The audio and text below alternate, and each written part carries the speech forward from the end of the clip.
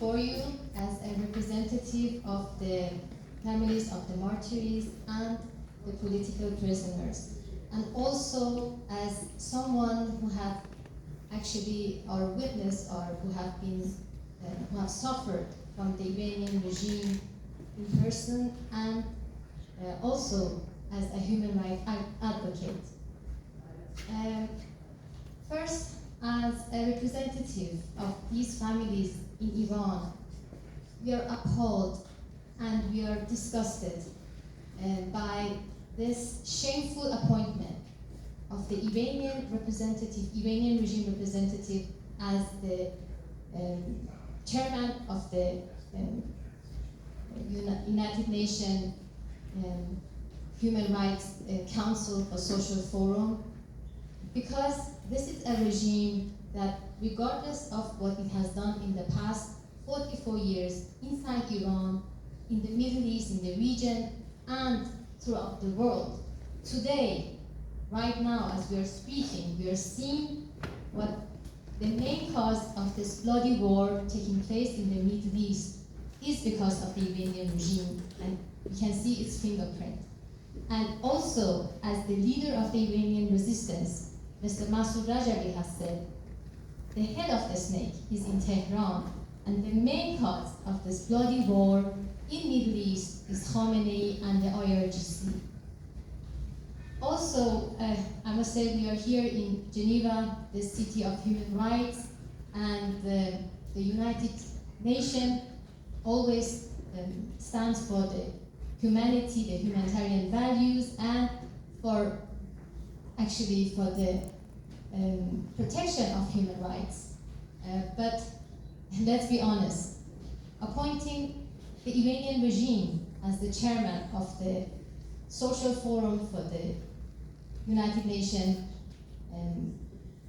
Council, it is really disgraceful, and it is not acceptable for the Iranian people, because it only emboldened this regime to execute more prisoners inside Iran, to kill more protesters, and to do all these crimes they're doing at home and also abroad, with their warmongering and with spreading terrorism and what they're doing in the region and in the world.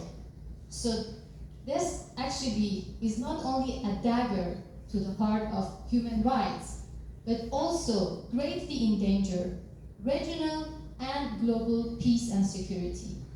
So actually, we think that this action amounts to rewarding criminals against humanity and violation the very values for which millions of people in the world have sacrificed their lives for.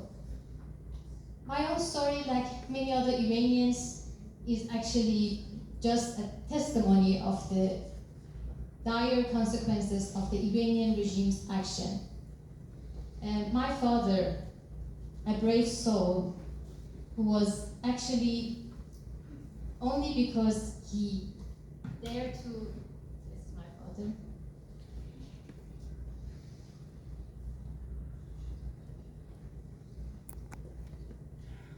and only because he dared to stand up for his beliefs. That's me, and that's my father, and that's also my father. Only because he dared to stand up for his beliefs, he was actually arrested, he was tortured for more than 3.5 years in prisons of Iran, and he was executed alongside with 30,000 political prisoners in 1988, in the summer of 1988 in Iran. At the age of 6, I was very little, I could not remember very much, but it was a very, very difficult situation for me and for thousands of other children in Iran who lost their mothers or fathers in this massacre.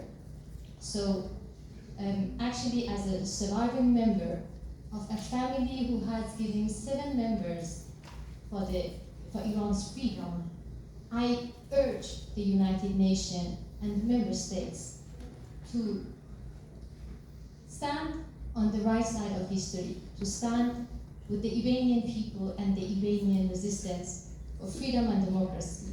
And I urged them to protest against Iran's chairmanship of the Social Forum for the Human Rights Council. Let's not forget that the United Nations has also condemned the regime of Iran in 69 resolutions for gross and systematic violation of human rights.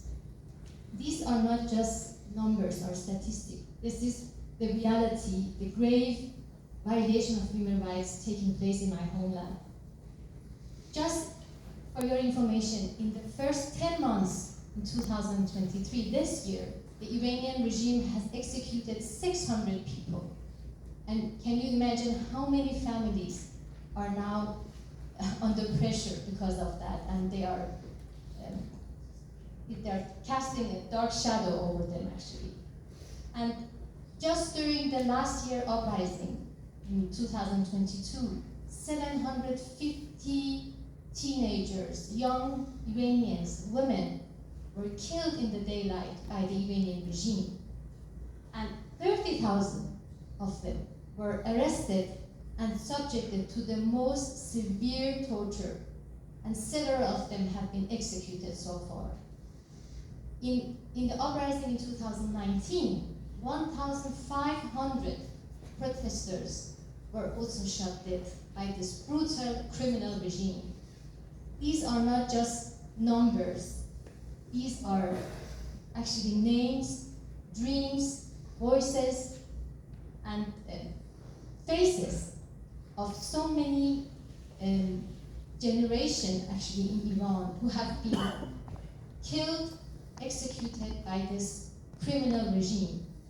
So last year, actually in November, the Human Rights Council took a significant step by establishing a fact-finding mission to investigate the regime's violations during the uprising in 2022. That was a sign that the world has not forgotten what has happened for the Iranian people. Again, in December 2022, the United Nations General Assembly raised united voice when they condemned the brutal and systematic violations of human rights in Iran. That was also a reminder that the international community stands by the Iranian people and has not forgotten them.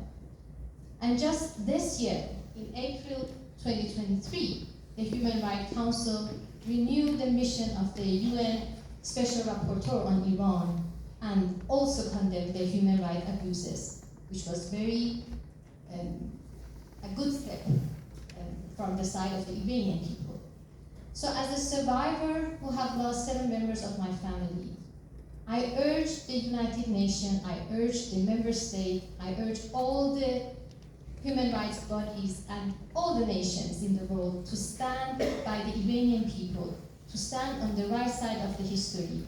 This is the time that the Iranian regime must be faced with real justice. This is the time that the Iranian regime, that all the fingers must point to the Iranian regime for all the crimes they have committed in the past years. Because this regime is not only a danger for the Iranian people, they are a danger for the whole region, for the whole world. And if you don't give a tribune to a dictator like Hitler, so why are you giving the tribune to a dictator like the Iranian regime, who has done so many crimes in this world that you cannot imagine? And it is the time today that the world is united to stand against this regime. We must and we can put this regime, we must isolate this regime internationally, and I can guarantee you that the Iranian people, with the Iranian resistance, we can free our homeland, and you can see how beautiful the whole Middle East and the whole world can be. And this is what we are actually fighting for. Thank you very much for listening.